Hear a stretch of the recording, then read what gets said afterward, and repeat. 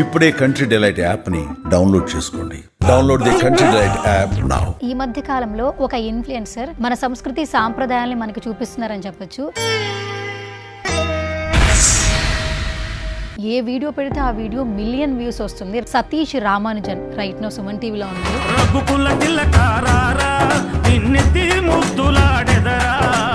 And me costume కూడా చాలా different గా ఉంది. సేవ చేసే వాళ్ళందరికీ కృష్ణుడు అంటే చాలా ఇష్టం అట.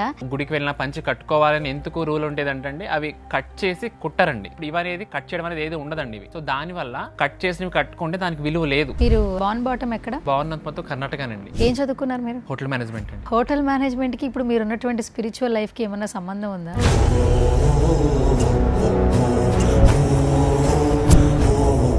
అంటే స్పిరిచువల్ జర్నీ స్టార్ట్ చేయడానికి ఒక్కొక్కరికి ఒక రీజన్ ఉంటుంది అంటారు కదా సతీష్ గారు. నాకు రీజన్ తల్లి తండ్రి అండి. మెయిన్ నా పేరెంట్స్ నాకు 2.5 years ఉన్నప్పుడే వాళ్ళు కాలం చేశారండి.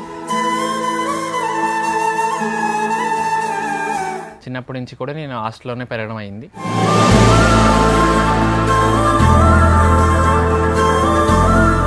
నిజంగానే దేవుడికి సేవ చేస్తే మోక్షం లభిస్తుందా? మీరు చెప్తున్న మాట. మోక్షం కోసమని సేవ చేయకూడదండి. సేవ చేయాలి. ఇచ్చేది లేనిది అయింది. అది మనం చేసే మనసు బట్టి ఉంటుంది అంతేనా.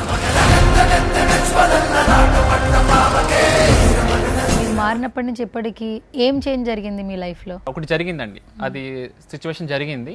నేను నార్మల్గా టీం తీసుకొని తిరుపతి సేవకి వెళ్ళాను. 10 days అక్కడే ఉన్నాను.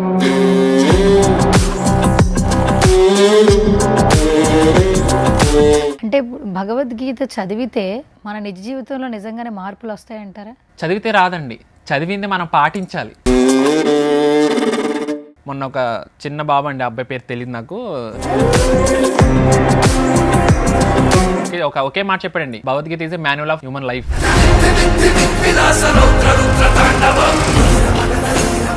నలుపు అనేది వాడకూడదు అంటుంటారు. నలుపు అని మరి అయ్యప్ప స్వామికి నలుపే కదండి. అవును. అది అక్కడ ప్రాముఖ్యత చాలా చాలా వాల్యూ ఉంది. అక్కడ మనం చూసి వెంటనే ఒక పాజిటివ్ వైబ్ రావాలి.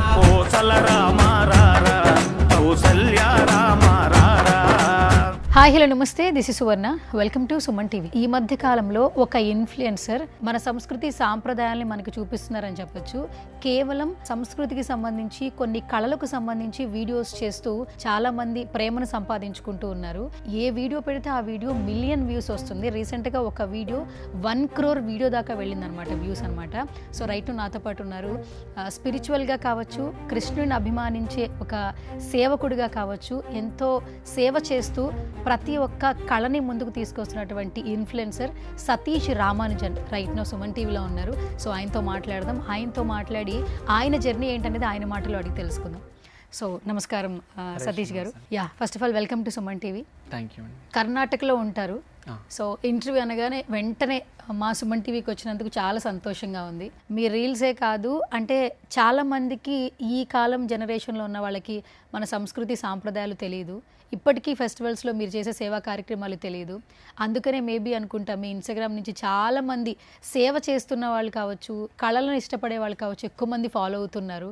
ఫస్ట్ ఆఫ్ ఆల్ ఏం చెప్తారు సతీష్ గారు? ఇంత ప్రేమను సంపాదించుకున్నారు, ఏం చెప్తారు? మొట్టమొదటిగా నేను స్వామి కరుణ లేకుండా ఇదైతే ఏది సాధించలేను అనేది మాత్రం నిజమండి. బట్ కానీ మనకి స్వామి సపోర్ట్ చేస్తున్నారు, నా వెనక ఉండి నడిపిస్తున్నారనే భావంతో నేను ఏదైనా ముందు అడుగు వేశాను. ఫస్ట్ ఎప్పుడైతే నేను ఒక భావంతో ఈ స్పిరిచువల్ లైఫ్కి అడుగు పెట్టాను, కానీ నేను ఈ సోషల్ మీడియా ఇవన్నీ కూడా 2 years క్లోజ్ చేసేసారు.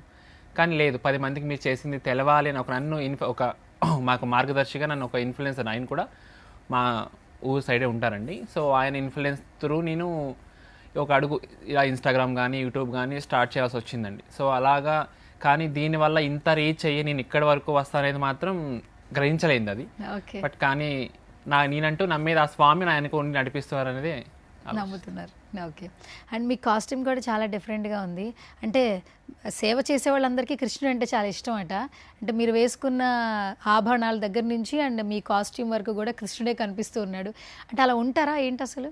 అంటే లేదండి, ఇప్పుడు ఒక ఈవెంట్ ఉన్నది ఏంటంటే కంపల్సరీ దానికి ఇప్పుడు మనం చూసిన వెంటనే ఒక పాజిటివ్ వైబ్ రావాలి అనేది ఒక నా తత్వం అండి.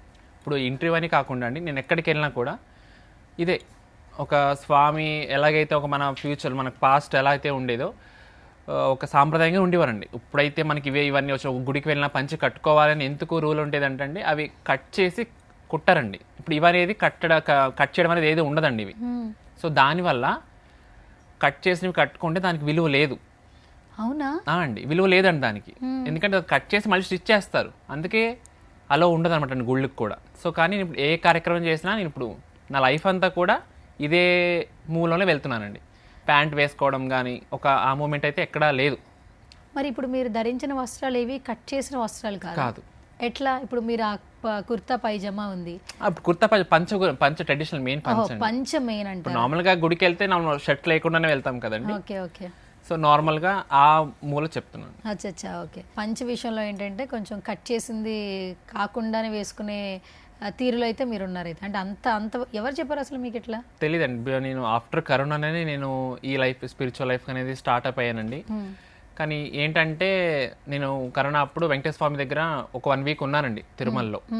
ఆ తిరుమలలో 1 వీక్ ఉండడం, స్వామి గురించి తెలుసుకోవడం, స్వామి గురించి ఎంతమంది భక్తులుగా మారి స్వామిని సేవించి మారిపోయారు అనేది నేను అదొక డీటెయిల్గా ఒక డైరీ కింద రాసుకొని మనం ఇలా ఎందుకు మారకూడదు అని ఒక తత్వంతో నేను ఒక స్పిరిచువల్ లైఫ్కి రావాల్సి వచ్చిందండి. మనం స్వామికి దగ్గర అవ్వాలి అంటే మనం మారాలి, ఫస్ట్ మన అలవాట్లు మారాలి, మన కట్టుబాట్లు మారాలి అని ఒక భావంతో. మీరు అంటే బాన్ బాటమ్ ఎక్కడ? మొత్తం బాగున్నంత మొత్తం కర్ణాటకనండి. కర్ణాటక మొత్తం పెరిగిందంతా కర్ణాటక, ఎడ్యుకేషన్ అంతా కర్ణాటక అండి. ఓన్లీ డిగ్రీ వచ్చేసి హైదరాబాద్లో చేశానండి. ఏం చదువుకున్నారు మీరు? హోటల్ మేనేజ్మెంట్ అండి. హోటల్ మేనేజ్మెంట్కి ఇప్పుడు మీరు ఉన్నటువంటి స్పిరిచువల్ లైఫ్కి ఏమన్నా సంబంధం ఉందా? లేదండి. నేను మారిషియస్లో అండ్ మాల్డీవ్స్లో అక్కడ ఒక 6 months, ఇక్కడ ఒక 4 months వర్క్ చేశానండి. డిఫరెంట్ కంట్రీస్లో కూడా వర్క్ చేసి కరోనా తర్వాత నేను ఇండియా వచ్చేసాను అనమాట అండి. తర్వాత స్పిరిచువల్ లైఫ్ స్టార్ట్ చేశాను. అంటే స్పిరిచువల్ జర్నీ స్టార్ట్ చేయడానికి ఒక్కొక్కరికి ఒక రీజన్ ఉంటుంది అంటారు కదా సతీష్ గారు, మీకు ఏంటి అసలు స్పిరిచువల్ వైపు రావడానికి? నాకు రీజన్ తల్లి తండ్రి అండి. మెయిన్ నా పేరెంట్స్. నాకు 2.5 years ఉన్నప్పుడే వాళ్ళు కాలం చేశారండి. చిన్నప్పటి నుంచి కూడా నేను హాస్టల్లోనే పెరగడం అయింది. సో అలాగలాగా నా మూమెంట్స్ వెళ్తున్నాయి. అంటే ఒక స్పిరిచువల్ లైఫ్కి దగ్గర వెళ్దాం అనుకున్నా కూడా లేదు, మీరు చదువుకోవాలి అని ఒక ఇలా వెనక్కి లాగి బట్ లాస్ట్కి స్పిరిచువల్ లైఫ్కి కారణం మెయిన్ అంటే మా పేరెంట్సేనండి. అంటే ఇప్పుడు మీరు బాగా చదువుకున్నారు, ఇప్పుడు ఈ కాలం జనరేషన్ కిడ్ మీరేమీ అప్పుడేదో పురాతన కాలంలో పుట్టిన వాళ్ళు కాదు. మనం పెరిగే కొద్దీ కూడా టెక్నాలజీకి ఎంత అప్డేట్ అవుతున్నామో మైండ్ సెట్స్ కూడా అట్లాగే ఉంటున్నాం. అలాంటి జనరేషన్స్లో ఉన్న మీరు స్పిరిచువల్ జర్నీ స్టార్ట్ చేశారు. సో మీ జర్నీ అనేది చాలామందికి ఇన్స్పిరేషన్గా ఉండింది. ఏం చెప్తారు అసలు? మెయిన్ రీజన్ అంటే ఇప్పుడు అందరం మనం మూవ్ ఆన్ అయ్యేది లైఫ్ లీడ్ అవ్వాలి. కానీ ఒక ఏజ్ ఒక 60+ వచ్చిందంటే భగవంతుడి సేవకు వెళ్ళాలి. అక్కడి నుంచి స్టార్ట్ చేస్తాడు మన మోక్షం అనేది. భగవద్గీత చదవడం కానివ్వండి, ఒక భజన చేయడం కానీ. అంటే ఫస్ట్ నుంచి ఏమొచ్చిందంటే ఇప్పుడు నువ్వు సంపాదించాలి, ఈ టర్మ్ ఆఫ్ లైఫ్ వస్తే నువ్వు సేవించాలి స్వామిని, అప్పుడు నీకు మోక్షం కానీ ఏదైనా సరే అండి. కానీ కాదు, ఫస్ట్ నుంచే మనం ఈ మార్గంలో ఉంటేనే అప్పుడు మనం అక్కడ చేరుతాం. అంతేగాని మనం ఈ టర్మ్ ఇలా చేసుకుని ఆ టర్మ్ అలా చేసాం అనేది కాదు. భక్తి మార్గంలో ఉంటూ సంసారం అనేది జీవితం సాగిస్తూనే మనం ముందుకు వెళ్ళాలి అనే తత్వంతో నేను టర్న్ అయ్యాను. ఓకే. అంటే అదే చిన్న ఏంటంటే ఇప్పుడు ఒకప్పుడు సాంప్రదాయాలు, సంస్కృతులు, కళలు, భజనలు, కోలాటాలు ఇవన్నీ ఉండేవట అనుకునే రోజుల్లో నవడేస్ మనం ఉంటున్నాం. కానీ దీన్ని మీరు చాలామందికి పరిచయం చేస్తున్నారు, మీ లైఫ్ స్టైల్ని చేంజ్ చేసేసుకున్నారు పూర్తిగా. సో ఆ చేంజ్ ఓవర్ అనేది ఏదైనా ఒక మిరాకిల్ జరిగితేనే వస్తుంది కదా, అట్లా మీ లైఫ్లో ఎట్లా జరుగుతుంది అనేది నా ప్రశ్న. మిరాకిల్ అంటే ఏమీ లేదండి. నిజంగానే దేవుడికి సేవ చేస్తే మోక్షం లభిస్తుందా? మీరు చెప్తున్న మాటే, దేవుడికి సేవ చేస్తే మోక్షం వస్తుంది అంటున్నారు. మోక్షం కోసం సేవ చేయకూడదండి, సేవ చేయాలి. ఇచ్చేది లేనిది అయింది, అది మనం చేసే మనసు బట్టి ఉంటుంది అంతేనండి. అది మాత్రం ఇప్పుడు మోక్షం అనేది మన పెద్దవాళ్ళు చెప్పిందండి, పెద్దవాళ్ళు తత్వం చెప్పారు. బట్ కానీ మనం దానికోసమే పోరాడాలంటే అది తప్పు, మళ్ళీ అది తప్పండి. కానీ ఏంటంటే మనం ముందుకు వెళ్ళాలి భక్తి మార్గంతో. మనం వెళుతూ మనతో పాటు ఒక 10 మంది తీసుకువెళ్తే చాలండి. ఓకే, చాలండి. ఇప్పుడు అదే మోక్షం ఇప్పుడు స్వామి ఆయనంతటా ఆయన మనకి కంపల్సరీ ఇస్తారు. ఇప్పుడు మీరు స్పిరిచువల్ వైపు వచ్చేసారు, మీరు మారినప్పటి నుంచి ఇప్పటికీ ఏం చేంజ్ జరిగింది మీ లైఫ్లో? పర్సనల్గా ఫీల్ అయ్యేదంటూ ఏమీ లేదండి. బట్ ఒకటి జరిగిందండి, అది సిచ్యువేషన్ జరిగింది. నేను నార్మల్గా టీం తీసుకొని తిరుపతి సేవకి వెళ్ళాం. 10 days అక్కడే ఉన్నాము. అంతా అయిపోయింది, ఇంటికి వచ్చేసాము. ఇలాగ ఒక టీం దగ్గర క్లాసెస్ స్టార్ట్ చేశాను. క్లాసెస్ స్టార్ట్ చేశాక చిన్న ఇష్యూస్ వచ్చినాయి. ఇంకా లేడీస్ ఉన్న దగ్గర ఏదో ఒక చిన్న ఇష్యూస్ వస్తాయి కాబట్టి అండి, అలా ఒక ఇష్యూ వస్తే నాకు నచ్చక నాకు మళ్ళీ తిరుపతి వెళ్ళిపోయానండి. ఎలా వెళ్ళానంటే అండి, నడుచుకుంటూ. ఎక్కడి నుంచి? మా ఇంటి దగ్గర నుంచి. నా 460 kilometers వస్తుంది తిరుపతి వరకు నడుచుకుంటూ వెళ్ళిపోయాను. అంటే ఇప్పుడు నడిచే ఒక మార్గంలోని నాకు తోడు ఉన్నారండి స్వామి. ఎలాగంటే ఇప్పుడు నేను ఇక్కడ వరకు అక్కడ వరకు వెళ్తున్నాను అంటే అక్కడ నాకు ఒక ఫుడ్, ఒక షెల్టర్, ఎవరో వాళ్ళు వచ్చి నన్ను పిలిచి ఇక్కడ ఉండండి అనేది, అలాగ 4 దిక్కులు జరిగిందండి నాకు. మళ్ళీ అది అయిపోయింది. అప్పుడు జరిగిన భగవంతుడి దర్శనం నాకు ఇప్పటికి మళ్ళీ నేను 7-8 సార్లు వెళ్ళి నాకు మళ్ళీ ఆ దర్శనం దొరకలేదండి. అంటే అదొక లైట్ ఫుల్ అనమాట అండి. ఒక స్వామి నీ కోసం ఎదురు చూస్తున్నారు అంటే ఒక మనం ఎలా చెప్పాలి, ఒక ఎల్ఈడి పెద్ద లైట్ వేసుకుని మనం వెనకాల ఎలాగైతే స్వామిని ఒక ప్రూఫ్ చూడాలని చూపిస్తాం కదండి, నాకు ఆ దర్శనం దొరికింది అనమాట అండి. అప్పుడు నాకు మళ్ళీ ఆ దర్శనం తర్వాత ఇంకొకసారి ఎప్పుడు ఆ దర్శనం దొరకలేదు, కష్టం. అండ్ మళ్ళీ దాని తర్వాత వెంటనే నేను మళ్ళీ రిటర్న్ స్టార్ట్ అయ్యానండి. రిటర్న్ స్టార్ట్ అయితే నేను మళ్ళీ మా ఇంటికి వెళ్ళాలంటే నాకు ఒక వెహికల్ కావాలి, అంటే ఒక బైక్ కానీ లేదంటే ఒక బస్సు. అంటే నేను దిగింది ఎర్లీ మార్నింగ్ 4 o'clock, బస్ దొరకదండి. ఎవరో తెలీదు అజ్ఞాత వ్యక్తి వచ్చి మా బైక్ ఎక్కండి మీరు నాకు తెలుసు, డైరెక్ట్గా ఇంటికి వెళ్ళి ఇంటికాడ దింపి నేను పేరు అయ్యి అడుగుదాము ఇవన్నీ అడుగుదాము అన్న స్థాయి ఆయన లేరు. మళ్ళీ ఇలా మళ్ళీ రిటర్న్ వెళ్ళి టర్న్ చేస్తూ కూడా ఆయన లేరు. ఈ సన్నివేశం మాత్రం నాకు ఏంటో స్వామి తీసుకొచ్చి నన్ను తీసుకువెళ్ళారు అనే ఒక భావం. సో దీనివల్ల నాకైతే స్వామి నా వెంటనే ఉన్నాడు, నేను ఏదైనా సాధించగలను అనేది నమ్మకం బాగా వచ్చింది అనమాట అండి. మెయిన్ మీరు చూస్తే స్పిరిచువల్ మోడ్లో ఉన్నారు, దట్టు ఈ కాలం కిడ్. మీరు మీ ఫ్రెండ్సే ఉంటారు, మీరు ఇప్పటివరకు జర్నీ చేసిన కొలీగ్సే ఉంటారు. నవేడేస్ ఏంటంటే తప్పుకి ఒప్పుకి భేదం లేని ఒక ప్రపంచంలో మనం బ్రతుకుతున్నాం. అనిపించింది చేస్తేనే అది వాళ్ళకి మంచి, అది రాంగా రైటా అనేది ఆలోచించే సిచ్యువేషన్స్లో లేరు. మరి అలాంటి వాళ్ళకి మీరేం చెప్తారు? మీ జర్నీ చూస్తే పూర్తిగా డిఫరెంట్గా ఉండింది. దేవుడు సేవ అంటున్నారు, సో కర్ణాటక నుంచి తిరుపతి వరకు నడుచుకుంటూ వెళ్ళానంటున్నారు, మార్గ మధ్యలో మీకు హెల్ప్ చేసింది ఆ భగవంతుడే అని భావిస్తూ ఉన్నారు.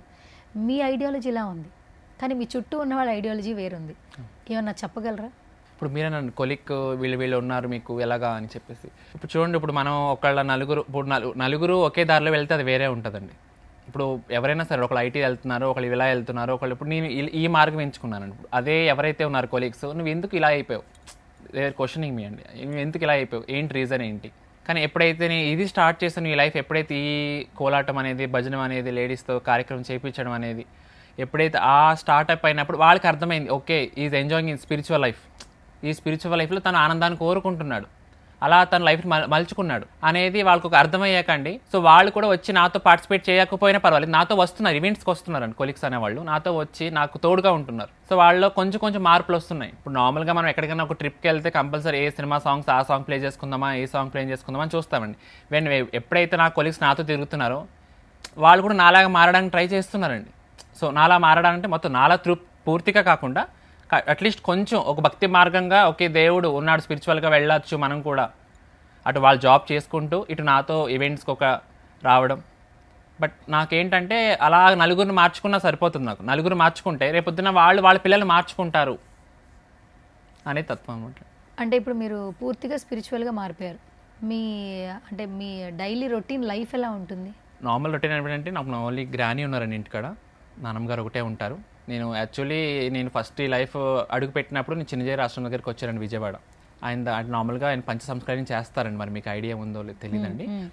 ఆ పంచ సంస్కారాలు చేయించినప్పుడు నేను కూడా చేయించుకున్నానండి. చేయించుకుంటే మీది ఎక్కడ అని ఇవన్నీ అడిగారండి. నాది కర్ణాటక అండి, నేను ఇలాగా పేరెంట్స్ లేరు, ఇలా భక్తి మార్గంతో ముందుకు వెళ్దాం అనుకుంటున్నానండి నేను. అలా అంటే సరే మాతో ఉండిపోతారని కూడా అడిగారండి, స్వామీజీ వారే అడిగారండి. లేదండి నాకు ఒక బాధ్యత ఉన్నది, మా నాన్నమ్మ గారు బాధ్యత ఉన్నారు, ఆవిడ ఇదయ్యే వరకు నాకు తప్పదండి అది, నేను ఆవిడని చూసుకోవాలి అని చెప్పేసి నేను బ్యాకప్ అయ్యి, సో యాజ్ యూజువల్గా మార్నింగ్ లేవడం అండి 4:30 4:30 వర్కౌట్ చేయాలి కంపల్సరీ, 1 hour వర్కౌట్ పెట్టుకుంటాను కంపల్సరీ. రన్నింగ్ కానీ జిమ్కి వెళ్తాను స్పిరిచువల్ లైఫ్లో కూడా, అంటే అన్నీ ఇంపార్టెంటే కదండి. సో ఒక 1 hour జిమ్ అలాగా. సో ఆఫ్టర్ దట్ మళ్ళీ ఇంటికి రావడం, యాజ్ వెల్ కుకింగ్ అండి, వంట చేస్తాను. అంటే యాక్చువల్లీ రీసెంట్లీ మ్యారీడ్ అండి నేను, 10 months back married. Before that అంటే నేనే వంట చేసేసుకుని నేను నాజుగా డైలీ 2 times ఫుడ్ తింటానండి.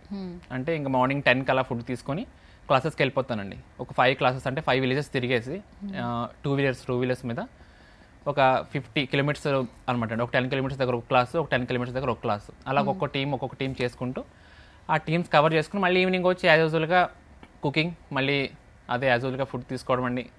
కుదిరితే రేపు నెక్స్ట్ ఏ సాంగ్స్ చేయాలి ఒక సెర్చ్ చేయడం, మళ్ళీ కొత్త సాంగ్స్ ఏమైనా వదిలి యూట్యూబ్లో వచ్చినాయా డివోషనల్వి.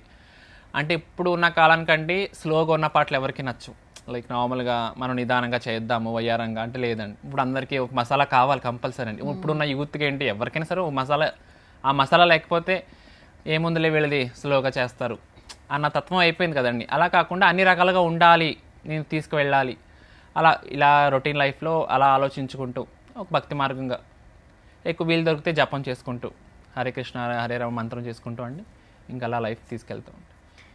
భజనలు కోలాటాలు ఇంకా చేస్తున్నారా అన్న క్వశ్చన్ అడగాలంది నాకు. చేస్తున్నారండి. అది మిమ్మల్ని చూస్తుంటేనే తెలుస్తుంది.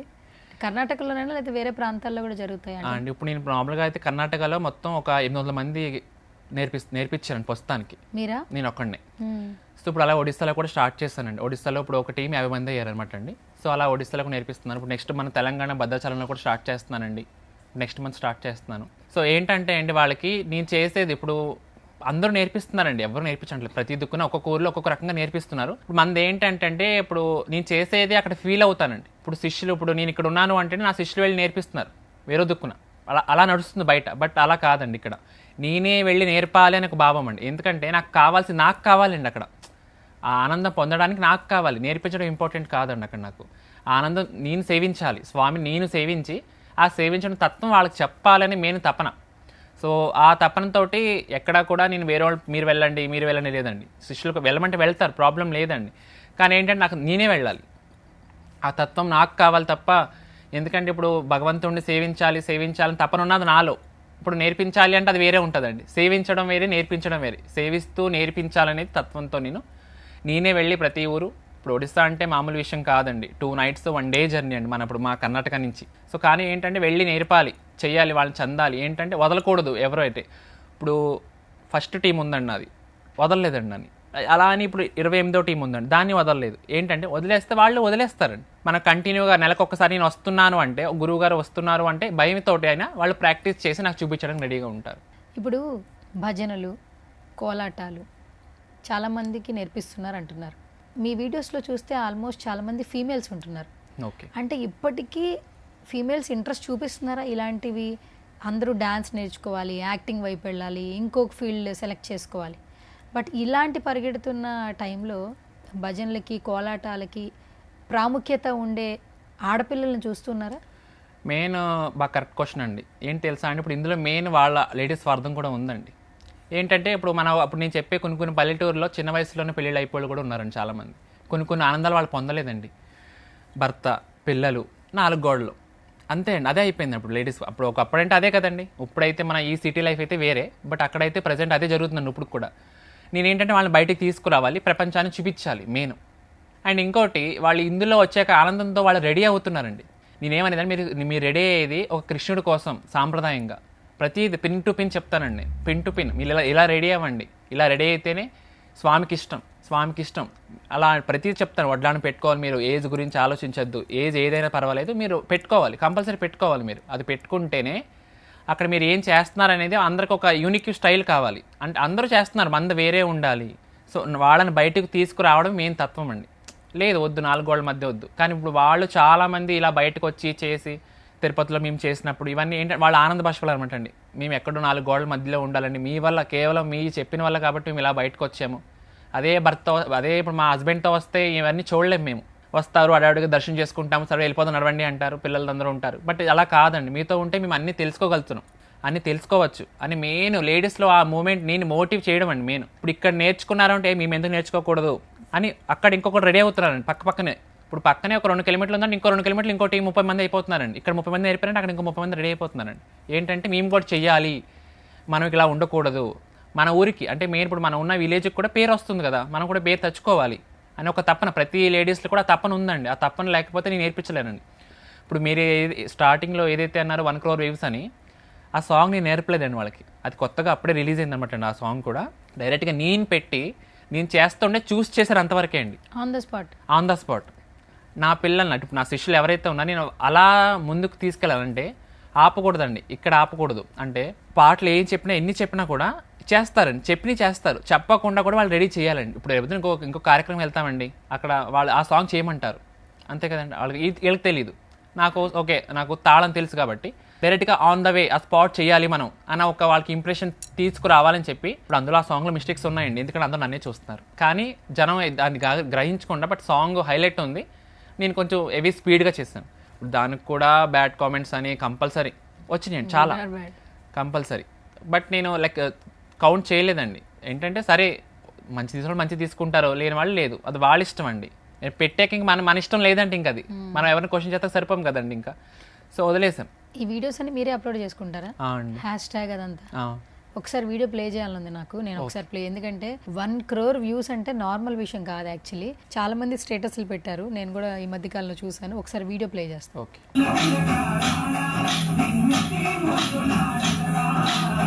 సతీష్ గారు, చాలా సందర్భాల్లో ఏంటంటే ఈవెంట్స్ ఉన్నప్పుడు ఎంటర్టైన్మెంట్ కోసం ఈవెంట్స్ చేస్తున్నారు. లైక్ ఇప్పుడు వినాయక చవితే చూడండి, సినిమా పాటలు, ఫోక్ పాటలు, అంటే అక్కడ జరిగేది దేవుడికి పూజ, కానీ అక్కడ ఎంటర్టైన్మెంట్ పాటలు ఏంటి, సినిమా వాళ్ళ పాటలు, ఫోక్ పాటలు, వాటికి డాన్సులు వెళ్ళేస్తున్నారు ఆ జోష్ కోసం. అలాంటి అప్డేట్ అవుతున్న యుగం ఇప్పుడు. అలాంటి టైంలో మీరు కర్ణాటకలో ఆ డ్యాన్స్ స్టెప్పులు కూడా కోలాటాన్ని చూపిస్తూ, ఆ కోలాటాన్ని ప్రతి ఒక్కరికి ప్రజెంట్ చేస్తూ మీరు అక్కడ చాలా మందిని ఆనందింపజేస్తున్నారు. ఇప్పుడు మీరు అన్నట్టు ఇప్పుడు వినాయక చవితి మీరు ఏదైతే అన్నారండి, ఇప్పుడు అదే మన పెద్ద వాళ్ళు గురువులు ఉన్నారండి. మన ప్రణవానంద దాస్ గారు కూడా దీని గురించి డిస్కస్ చేశారు. మన కర్ణాటకలో ఉన్న శారదాపీఠం ఆయన కూడా జగద్గురు, ఆయన కూడా ఇదే డిస్కస్ చేశారండి. మీరు ఏదైతే అన్నారో డీజే పాటలు అని. ఇప్పుడు నేను ఇదే తత్వం మార్చాలనండి. ఇప్పుడు మా ఊర్లో నిన్నే నాకు ఎదురొచ్చారండి. నేను వేరే కార్యక్రమం వెళ్ళి వస్తున్నాను. మా ఊరి పేరు గాంధీనగర్ పక్కన తాయం క్యాంప్ అండి. చాలా పల్లెటూరు అండి.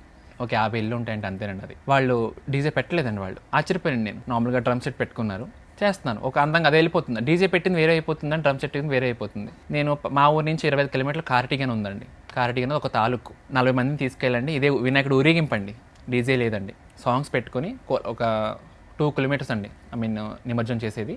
ఆ 2 కిలోమీటర్స్ కూడా నేను కోలాటం చేపించి నిమజ్జనం చేపించాను. సో ఏంటంటే ఇది రావాలి నెక్స్ట్ తరం సంస్కృతి. ఇది వచ్చి లేదా భజన, ఇంకొక తొండాల క్యాంప్, దాని పక్కన ఇంకో చిన్న, అది కూడా చాలా పల్లెటూరు అండి. వాళ్ళు వినాయకుడు ముందు పెట్టుకునండి, వాళ్ళ ముందు కూర్చొని భజన చేసుకుంటూ స్వామి నిమజ్జనం చేసుకున్నారు. పాటలు లేవండి, డీజే లేదు, ఏమీ లేదు, అస్సలు లేవండి. ఓన్లీ కోలాటం, భజన. అంటే ఏంటంటే ఆ మార్పు తీసుకురావాలి. ఇప్పుడు కార్తీకనాథన్ అండి, అతను నాకు ఫోన్ చేశారండి, మీరు దయచేసి డీజే డ్రమ్ సెట్ పెట్టద్దు అంటే నేను వస్తానండి కార్యక్రమానికి అని మీరు చెప్పారు ముందే. ఇన్ఫార్మ్ చేసేసానండి. మేము అందంగా మేము స్వామి కోసం చేయాలనుకుంటున్నారు అంటే మమ్మల్ని అవేం పెట్టద్దు, మేము వచ్చి చేసుకుంటామండి, సేవిస్తాం, ఇలాగే చెప్పానండి. ఆయన ఓకే చెప్పారు. కానీ కార్యక్రమం చాలా హైలైట్ అయిందండి. పేపర్లో విజయవాణి, కర్ణాటక విజయవాణి పేపర్లో కూడా వచ్చినాయండి నిన్నవి. సతీష్ గారు, చాలామంది సనాతన ధర్మం కాపాడాలంటారు. హిందూ ధర్మం, సనాతన ధర్మం అనేది ఎప్పటికీ అలా ఉంటుంది. జనరేషన్స్ మీరు ఎంత అప్డేట్ అయినా కూడా, టెక్నాలజీ వచ్చినా కూడా నమ్మే వాళ్ళు నమ్ముతారు అంటుంటారు. కానీ అప్కమింగ్ జనరేషన్స్కి అవేంటో కూడా తెలియట్లేదు కదా. ఇప్పుడు మీరున్నారు, వినాయక చవితి మీరు చేసిన ఈవెంట్స్లో కోలాటం భజనతో జరిగింది. ఇక్కడ చాలా చోట్ల ఎక్కడ జరుగుతాయి వినాయక చవితి? కష్టం కదా. మరి ఇవి ఆ విలువలు, ఆ సాంప్రదాయాలు మళ్ళీ తీసుకురావాలంటే, ఏ తరానికైనా వాటి యొక్క ప్రాముఖ్యత తెలియాలంటే, ఒక భగవంతుడిని స్మరించే ఒక సేవకుడిగా మీరు ఏం చెప్పాలనుకుంటున్నారు? ఎగ్జాంపుల్ ఏమీ లేదండి. ఇప్పుడు మేము స్కూల్స్ పట్టుకోవాలండి.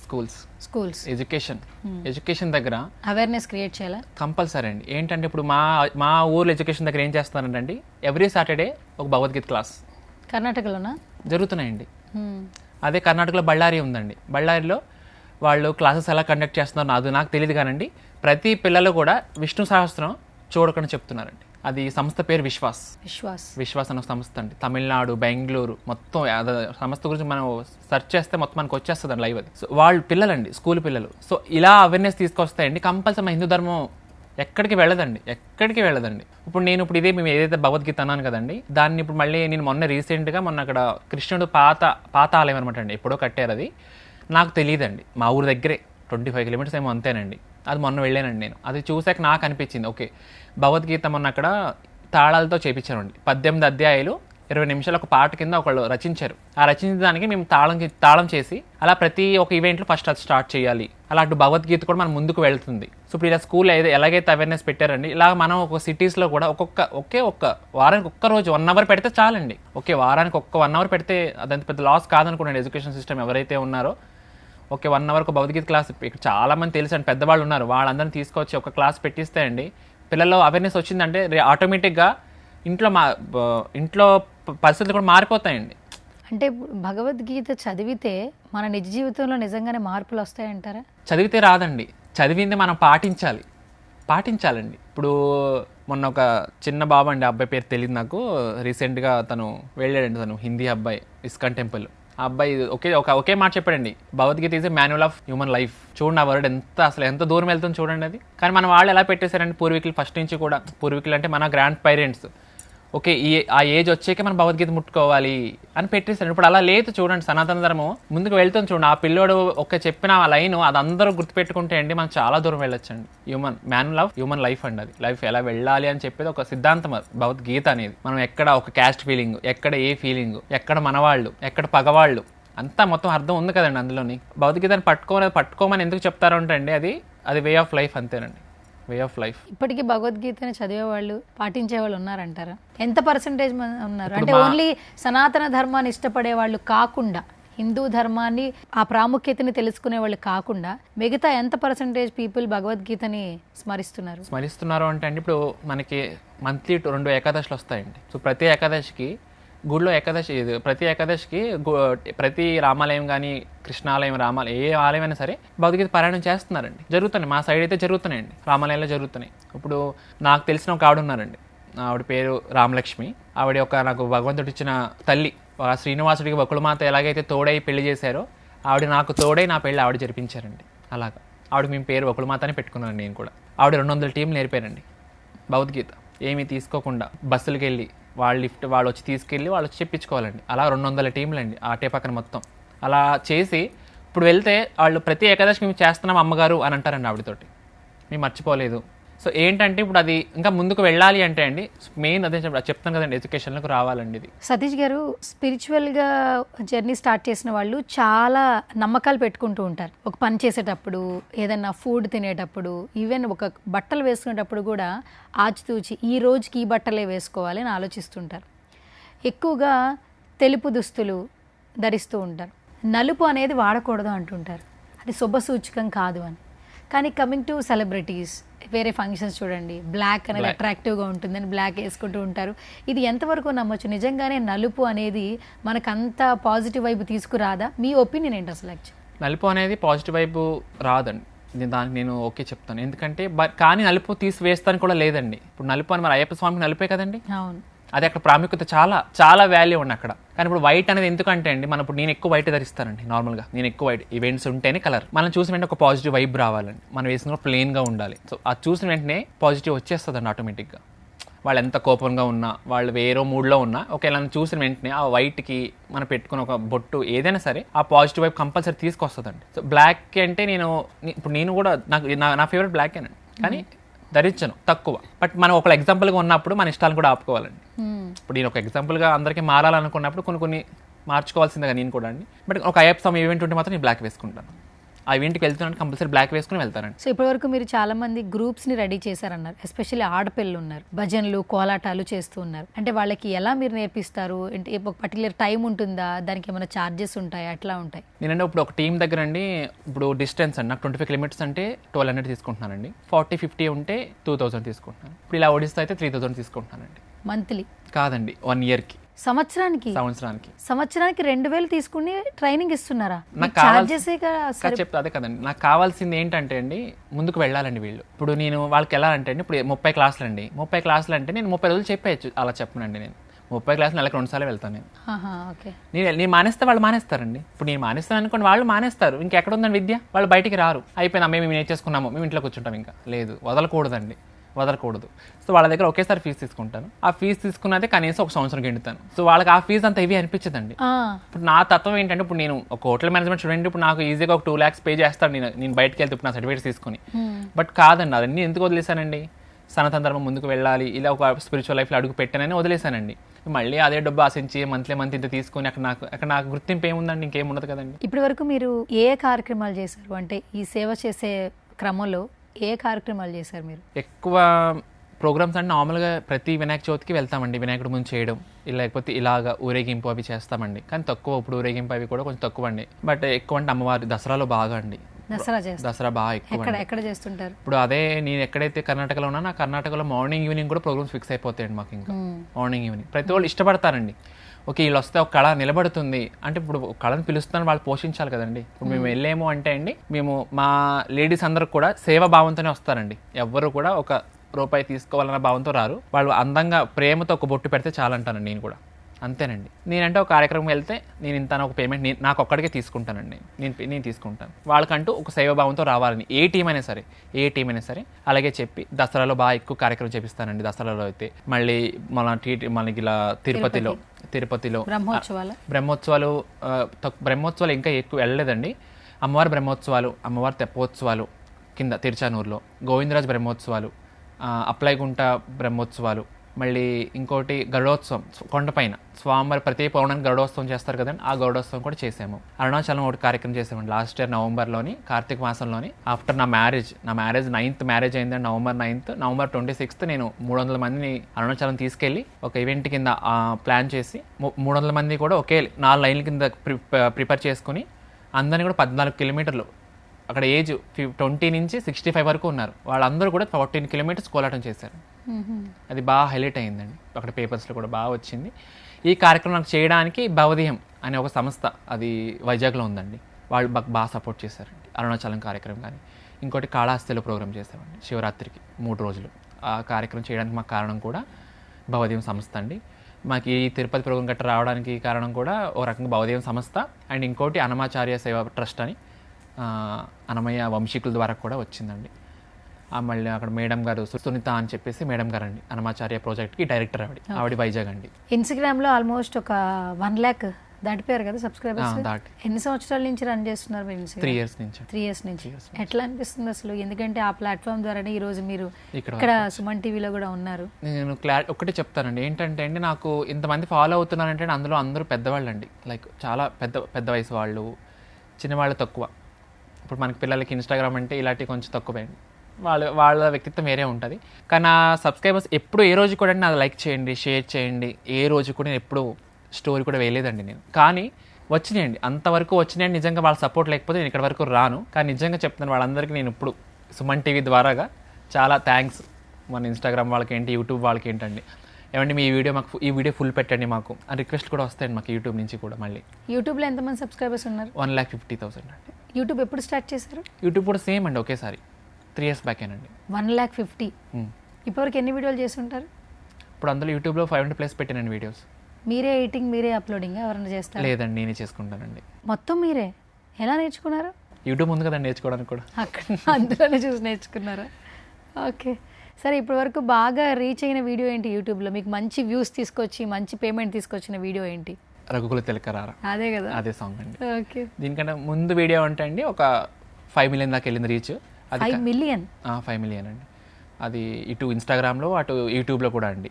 ఎన్ని మినిట్స్ వీడియో అది? 1 minute అండి. ఎక్కువ డ్యూరేషన్ ఉన్నవి చేయరా? షార్ట్స్ ఎందుకండి అంటే ఇప్పుడు జనంలో ఎలా ఉందంటే అండి ఇది అలవాటు అయిపోయింది. మనం ఇంత లాంగ్ వీడియో ఏం చూస్తాము? లేదండి, ఇప్పుడు ఆ తత్వం లేదండి. సో మనం వాళ్ళ తగ్గట్టుగా మనం మారితేనే కదా మన ముందుకు వెళ్ళేది అని చెప్పేసి తప్పదు కదండి. సో అలాగే 1 minute పెట్టాను అనమాట అండి. సో ఆ 1 minute అది 5 million అయింది. ఇప్పుడు ఇది కూడా రఘుకుల తిలక కూడా 1.5 minute పెట్టానండి. యూట్యూబ్లో 1 minute డ్యూరేషన్ అండి, ఎక్కువ పెట్టుకోవటం లేదండి ఇప్పుడు యూట్యూబ్లో. ఇన్స్టాగ్రామ్ అయితే 3 minutes వరకు ఇప్పుడు ఇచ్చేసారు మనకి. ఏఐ టెక్నాలజీతో పరిగెడుతున్నాం చాలా మంది. మీరు ఇంకా కోలాటాలు, భజనలు అంటూ ఇంకా ఏదైతే మనం మర్చిపోయామో ఆ సంస్కృతి సాంప్రదాయాల్ని సోషల్ మీడియా ద్వారా చాలా మందికి పరిచయం చేస్తూ ఉన్నారు. కళ చచ్చిపోకుండా చాలా మంది కళను నేర్పిస్తూ ఉన్నారు. సేవా దృక్పథంతో ముందుకెళ్తూ ఉన్నారు. కోలాటాలు, భజనల గురించి ఏం చెప్తారు మీరు? ఇవన్నీ ఒక ఎక్సర్సైజ్ అండి. ఇది ఎక్సర్సైజ్ లైక్ ఎలాగంటే ఒక పూర్వకాలంలో టీవీలు లేవు కదండి. టీవీలు లేవు. ఫస్ట్ అసలు లేడీస్ కాదండి, బాయ్స్ చేసేవారండి దీన్ని. కోలాటం బాయ్స్ అండి, మెయిన్లీ బాయ్స్ చేసేవారు ఎక్కువ అండి. ఇప్పుడు బాయ్స్ జాబ్స్ డిపెండ్స్ అలా వెళ్ళిపోయి ఇంక లేడీస్ ఇంట్లో ఉండడం వల్ల ఇప్పుడు లేడీస్ బయటకు వస్తున్నారు. కానీ ఫస్ట్ బాయ్స్ ఏనండి. అప్పుడు టీవీగా టీం లేక వాళ్ళు డైలీ ఈవినింగ్ ఇలా చేసుకునేవారండి. ఇలా చేసుకునే వాళ్ళ మీటింగ్స్ కానీ ఏదైనా సరే అలాగా ముందుకు వెళ్ళేదండి. పోతుంది రాని పోయింది కదండి. ఇప్పుడు వాళ్ళు మానేశారు. ఇప్పుడు ఎవరిని నేర్పిస్తుండే ఒకప్పుడు తాతగారు వచ్చి ఒకప్పుడు మేము చేసేవాళ్ళము అని అంటున్నారు. ఇప్పుడు నేను వింటున్నాను, వాళ్ళు వింటున్నాను నేను కూడా. లేడీస్ ఏం చేస్తారు, వాళ్ళు ఎగరగలరా? మేము చేసేవాళ్ళం, ఒకప్పుడు ఎలా చేసేవాళ్ళము, కాలు వేస్తే పైకి అంత పైకి వెళ్ళేది మా కాలు అని వాళ్ళు అలా సంభాషించేవాడు నాతోటి. సో అవును కదా అనిపిస్తుంది. నాకు మగవాళ్ళు నేర్పించాలి, నాకు ఆతృత బాగా ఉండేదండి. కానీ మగవాళ్ళు ఎక్కడ, ఎవరు బిజీలు వాళ్ళు, ఎవరి పనులు వాళ్ళు పరిగెట్టడం. కానీ మా విలేజ్లో నేర్పానండి. హెల్త్ క్లబ్ అనేది ఉందండి ఒకటి, బాయ్స్ మొత్తం డాక్టర్స్ బ్యాంక్ జాబ్ హోల్డర్స్ అలా అనమాట అండి, వాళ్ళందరికీ నేర్పించాను. శ్రీనివాస్ గారు, ఇంటర్వ్యూకి వచ్చినప్పుడు మీరు నాకు ఈ బుక్ ఇచ్చారు. ఈ బుక్ చాలా వెయిట్ ఉంది యాక్చువల్లీ. అండ్ ఇది చూస్తే ఇదంతా మీ జర్నీ అన్నారు.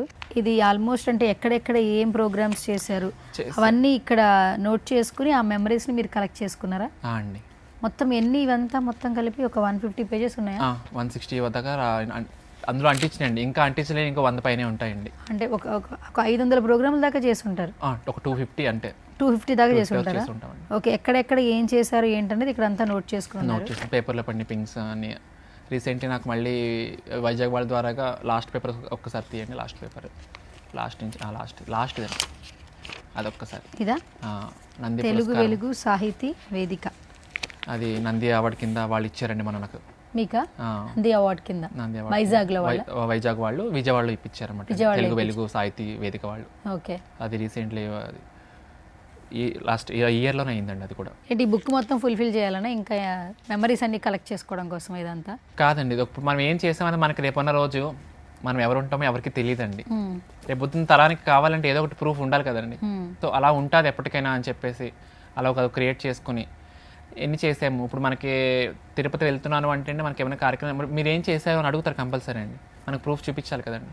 సో అలాంటికి మనకి యూజ్ అవుతుందని చెప్పేసి దానికి అలా ఒక లిస్ట్ అవుట్ చేసి ఎక్కడికి వెళ్ళినా క్యారీ చేయడం. నార్మల్గా నేను లైఫ్ స్టార్ట్ చేసినప్పుడు అంటే నార్మల్గా తుంగభద్ర పుష్కరాలు వచ్చినాయి. ఆ పుష్కరాలు వచ్చేసిన వెంటనే నాకు అనుకోకుండా ఒక బ్రాహ్మణ్ పరిచయం అయ్యారండి. ఆయన పేరు కృష్ణ గారండి, కృష్ణ ఆచార్య. ఆయన ఒక కళ్యాణం పెట్టాక నార్మల్గా నాకు నచ్చినట్టుగా నేను నాట్యం చేశాను అనమాట అండి. నాకు వచ్చినట్టుగా, నాకు రాదు, ఏదో సాంగ్స్ పాడి బట్టి. దాన్ని పాడడానికి ఒక సింగర్ కేవీఎస్ సుబ్రహ్మణ్య శర్మ గారు అని వచ్చారండి. వీళ్ళిద్దరూ నాకు ఒక మెంటర్ అనమాట అండి. ఎలాగంటే ఈ సొసైటీకి మీరు ఇలాగ వెళ్ళాలి అని నాకు ముందుకు అడుగు వేపించింది వీళ్ళిద్దరండి. మెయిన్ ఈ లైఫ్ స్టార్ట్ చేయడం ఎంత ఇంపార్టెంట్ అండి. ఈ మార్గంలో మీరు వెళ్ళండి, మంచిది, ఇలా మీరు నలుగురికి నేర్పించడం చాలా మంచిది అని చెప్పేసి ఫస్ట్ వాళ్ళు నాకు మెయిన్ ఇలా సొసైటీ తగ్గట్టుగా మీరు ఉండాలి, అంతే తప్ప మీరు ఇలా భక్తిభావంతో వెళ్తారు అంటే కూడా కష్టం ఈ సొసైటీలో బతకాలంటే కూడా. కానీ మీరు ఈ మెంటర్ నాకు ఇలాగ మెంటర్ కింద నిలబడి నాకు ఇప్పటి వరకు ఇప్పుడు కూడా నా వెనకాలే ఉండి బాగా నడిపిస్తున్నారండి ఈ కృష్ణమాచార్య అనేది అండ్ మళ్ళీ కేవీఎస్ సుబ్రహ్మణ్య శర్మ గారు అనేది. Okay, so thank you so much Satish Ramanuju garu. మేము పిలవంగానే వెంటనే మా స్టూడియోకి వచ్చారు. బేసిక్గా ఏంటంటే కళలు అంతరించిపోకూడదు. సనాతన ధర్మం, హిందూ ధర్మం అనేది అందరికీ చాలా వాల్యుబుల్ అని చెప్పొచ్చు.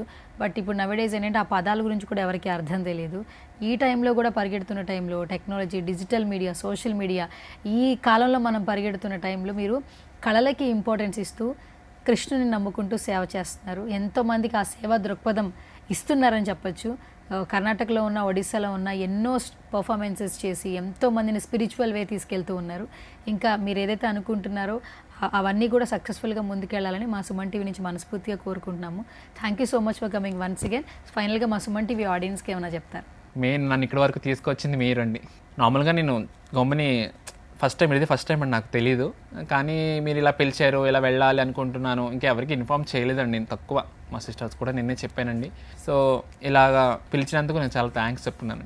అంటే అప్పుడు మీ వల్ల కనీసం ఇప్పుడు నేను ఎవరని బయట కొంచెం తెలుస్తుంది. అంటే కొంచెం మంది చూశారు, బట్ కానీ అందరికీ తెలియదు కదండి. కనీసం ఇప్పుడు మీ వల్ల ఓకే వీళ్ళు ఇంకా ఉన్నారు, ఓకే ఇలా ఇంకా వెళ్తున్నాయి, మీరు ఇలాంటిని కూడా మీరు ఇంకా గౌరవించి తీసుకొచ్చి ఇక్కడ వరకు కూర్చోబెట్టి మాట్లాడుతున్నారంటే మీది కూడా చాలా గ్రేట్ అని నేను ఆలోచిస్తున్నానండి. Thank you so much Srinivas garu. So మరిన్ని మంచి కార్యక్రమాలు చేయాలి. సో ఎవరైతే అంతరించిపోయిన కళల గురించి బాధపడుతూ ఉన్నారో అవన్నీ అంతరించిపోలేదు, మీ నుంచి ఇంకా ముందుకెళ్ళాలి, ఎన్నో సేవా కార్యక్రమాలు చేయాలని సుమన్ టీవీ నుంచి మనస్ఫూర్తిగా కోరుకుంటున్నాను. Thank you so much. నమస్తే అండి. నన్ను ఫస్ట్ అప్రోచ్ అయ్యి మరి సుమన్ టీవీ నుంచి సువర్ణ గారిని పిలిచినందుకు ఒక చిన్న కానుక మా మేడం గారు ఒక ఆడపడుచుగా భావించి ఒక చిన్న కానుక తీసుకొచ్చాను.